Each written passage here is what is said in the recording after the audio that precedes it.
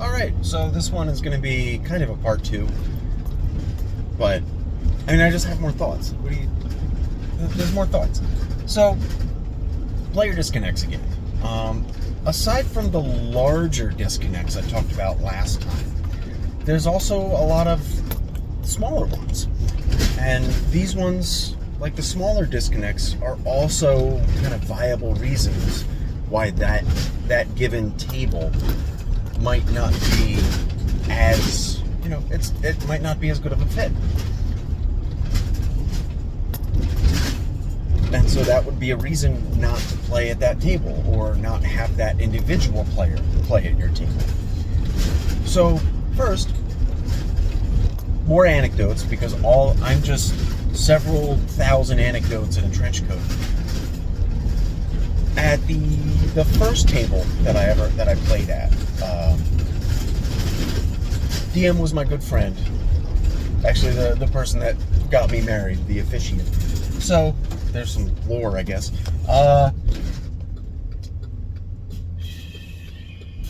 Man, that guy's slow. And this guy, okay, I'll just wait. So, at this table, they started this game, and right off the bat, they went for this, they came out swinging. Big, grand narrative about the evil destroyer god of evil destroyer god, blah blah blah, returned after 1,000 years kind of plot line. We have to stop him. Okay, cool, that's really ambitious. And it was that aspect was fine. It was just trying to get you into the mindset. Swinging for the fences right away. Came in at level 7 or so, blah blah blah. But after we were playing for a little bit, all the players and the DM themselves kind of settled into maybe a rhythm, but they also started to figure out what they really wanted out of the game.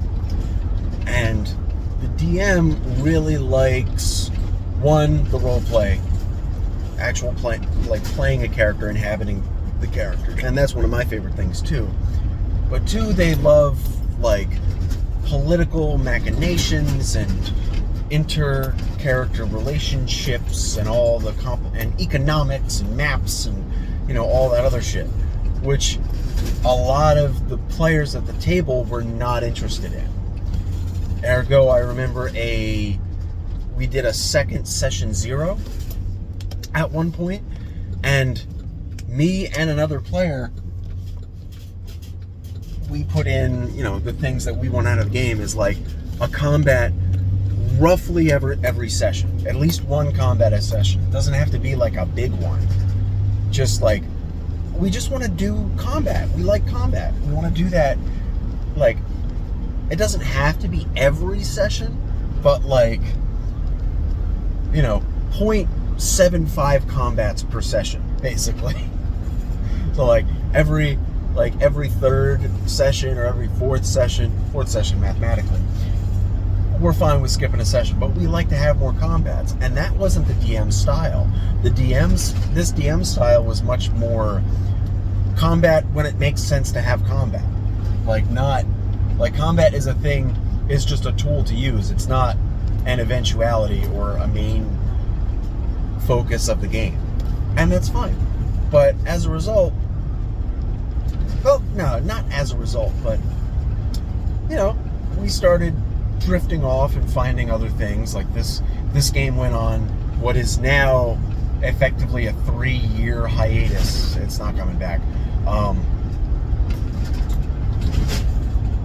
They joined, I ended up joining the table that I'm at now with my Monday night game. That was the subject of the last video, and that table also has a variety of other games going on. So I'm in 1 weekly game and 2 roughly bi-weekly games with those players and those DMs.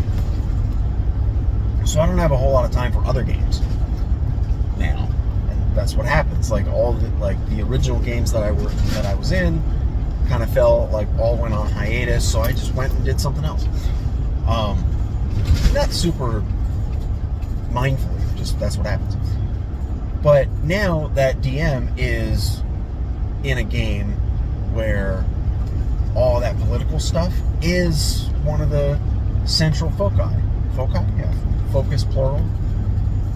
Look it up. That's one of the central foci of the game. All the political machinations and relationships and stuff. That doesn't sound like a game I'm super interested in. Like, I'd be down to drop in for a little bit, but long term, probably not. And something else, and I swear, I'm not harping on my friend here. Just using them as an example. This player also realized that they're not super interested in really long-term games. They want to play, a campaign that's like 15 sessions. And that's it. And then it's over. And they move on to something else. And I think that's reasonable. I would definitely be down for something like that, but instead I'm in 3 long-term campaigns. So that is what it is. In our Monday night game, I have talked about it before, we've been doing the character spotlights, where individual main character, or like character from the main party, does a solo kind of adventure, and everybody, like, they split off from the main party, and everybody else, all the other players, make new characters for that spotlight only, and it's like 4 to 6 sessions, and that's been really cool. Everybody's been able to make like new characters just for that, and everybody's gotten some backup characters out of it too, so that's really great. But that shows me, like, being able to do like shorter term campaigns is a really cool idea. But back to player disconnects. So those are one of the disconnects, or an example of like smaller disconnects. It doesn't cause like big issues or rifts in the game. It's just, this isn't exactly the type of game we want to play. And at the time, that was our only game. So it was kind of it wasn't something we dealt with. But now, all of us have access to other games, so we're going to play in the games that are more our style. And that's kind of how it is. So, another kind of disconnect is players fundamentally misunderstanding what's going on.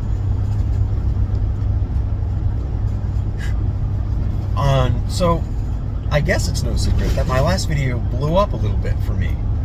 Normally, this channel is effectively just like, I make some videos with some thoughts and I send it to my friends.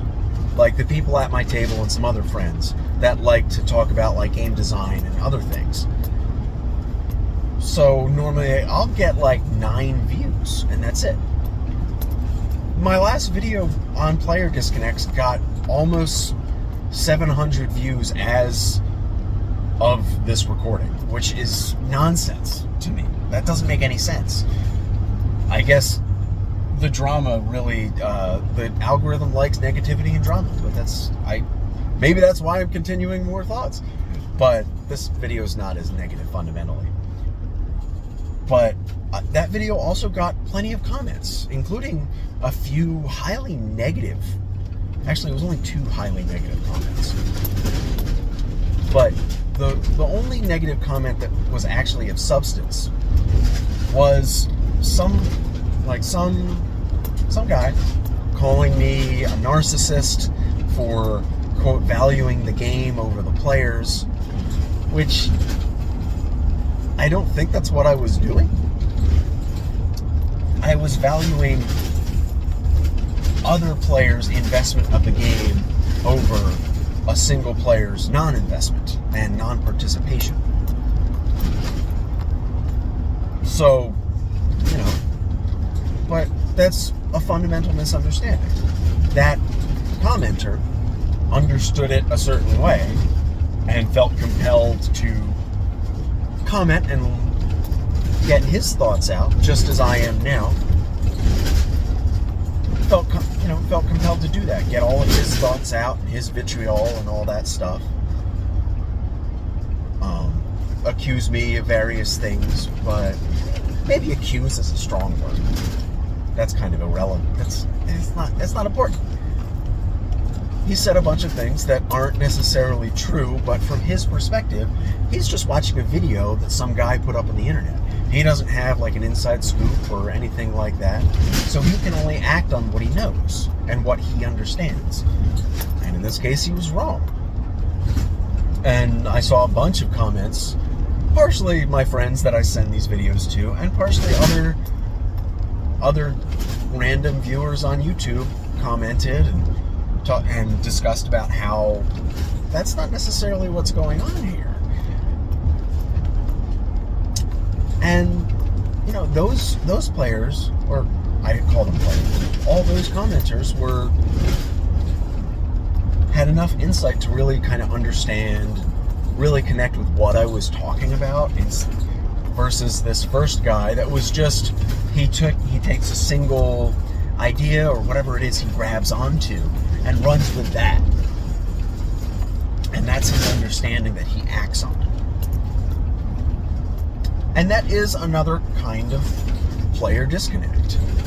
That they'll take some aspect of the game, focus on it, and that they don't like, and run with that, and harp on that. And in my Monday night game, the player in question that ended up leaving the game, that was the focus of that spotlight at the time, they focused on the fact that they couldn't have just like a laid-back adventure where they beat up some ninjas. You know what I mean? So, and I talked about it in that video, but that is another kind of disconnect. They're focused on what the adventure wasn't versus what it should be, what the DM actually put out and gave them. And going back to it, the fact that they didn't want to communicate beforehand or say like, okay, this adventure wasn't what I wanted, this and I didn't realize what I wanted before. I didn't talk to you about it before, but I realized this example is what I actually did want. I wanted a laid-back game where we beat up ninjas.